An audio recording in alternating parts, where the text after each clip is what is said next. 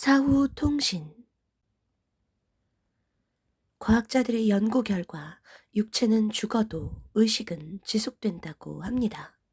죽음은 소멸이 아니라 옮겨감이라고도 합니다. 이에 대한 연구는 근사 체험, 삶의 종말 체험, 사후 통신 등이 있습니다. 약 1년 전 꿈에 소천하신 어머니가 흰 옷을 입고 나타나신 적이 있었습니다. 키는 더 크고 날씬했는데 화사하게 웃고 계셨습니다. 얼마나 아름답고 반가운지 마음이 환해졌습니다. 어머니는 요양원에서 돌아가셨는데 새벽에 연락이 왔습니다. 요양원에 도착해서 어머니의 손을 만져보니 살아계신 것처럼 따뜻했습니다. 어머니의 영혼도 아들의 모습을 마지막으로 보고 나서야 떠나셨겠지요. 7년 정도 지나서 어머니의 요청인지 제 마음 때문인지 꿈에 오셨습니다.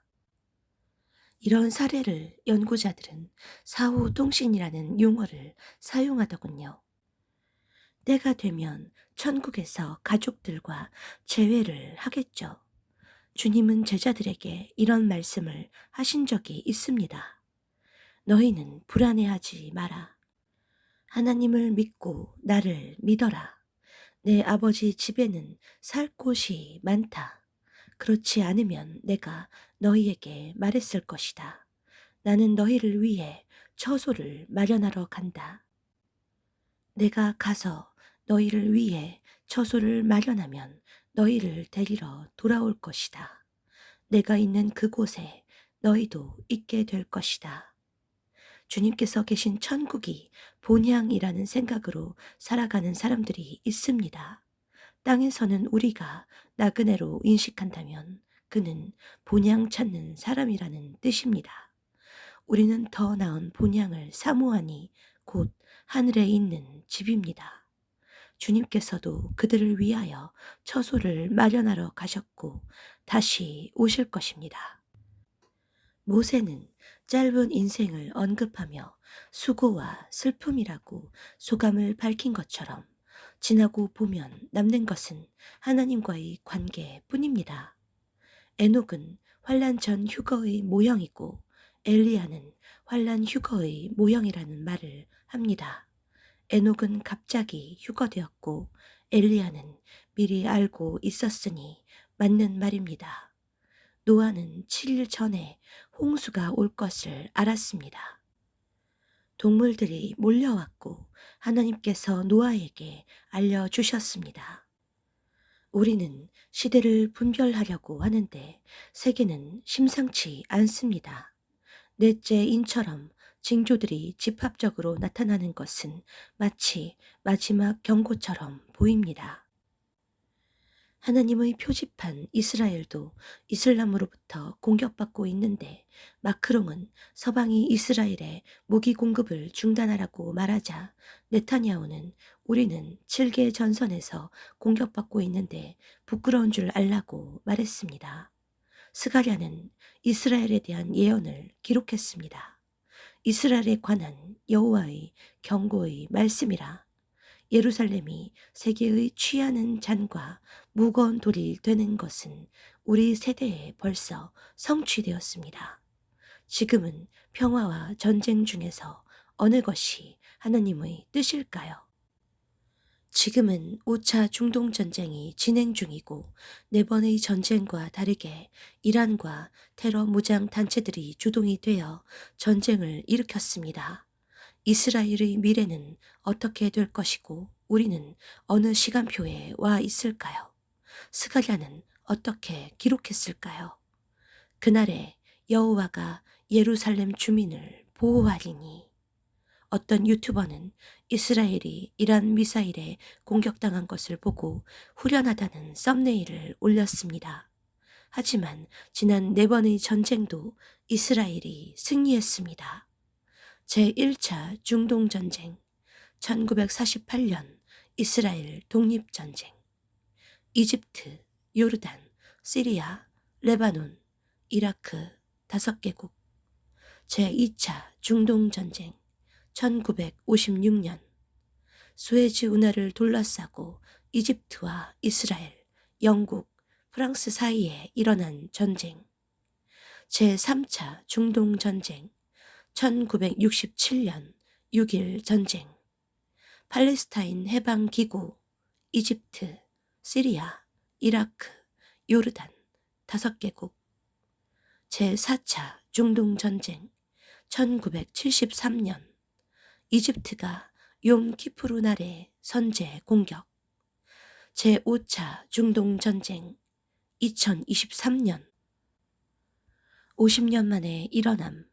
이란, 하마스, 헤즈볼라, 후티, 시리아, 이라크, 서한 지구 등 7개 전선.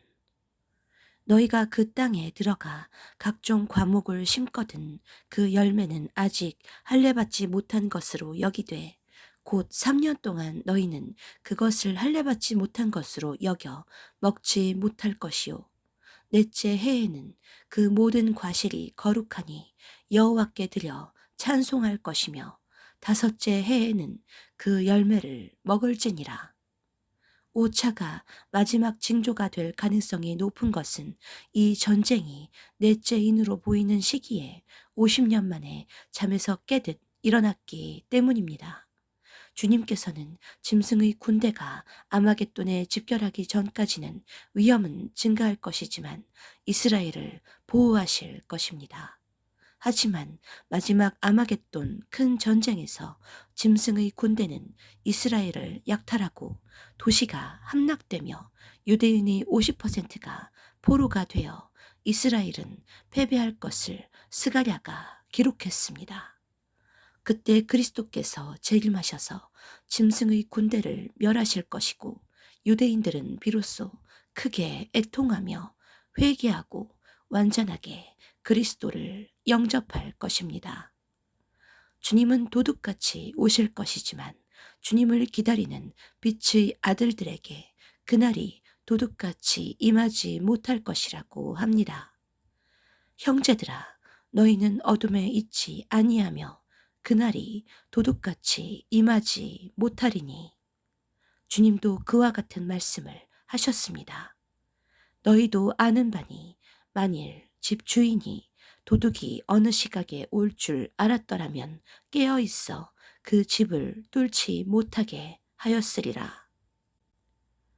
두 구절은 그 날과 시간을 알 수 있다는 뜻은 아닙니다.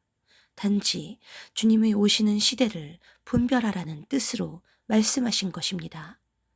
2024년 나팔절이 지났지만 만약 나팔절에 유대인의 휴거가 7째 나팔에서 일어난다고 하면 7년 환란은 3년 반을 역산하면 어느 해 4월쯤 시작할 것입니다. 그리고 반시 고요의 기간에 따라 휴거 날짜가 결정될 것입니다. 반시 고요는 최대 6개월이지만 5개월이나 3개월이 될 수도 있기 때문에 그날은 하나님만 아십니다. 이 정도가 우리가 예측할 수 있는 최선입니다. 그러므로 우리가 깨어 있어야 할 긴장감은 계속 진행 중이고 예비되어 있어야 합니다. 사후 통신은 영혼이 존재한다는 증거라 하더라도 예수님의 영은 우리와 현재 교통하고 있습니다.